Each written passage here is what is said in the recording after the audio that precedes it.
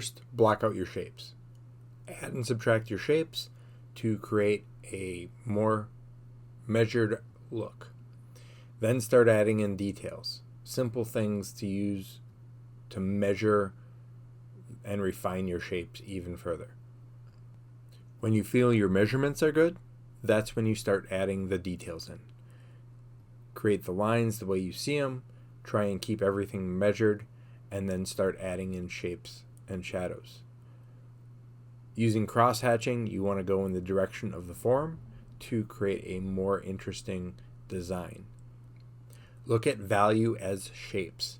That will build out and create a micro shape that you can actually fill in.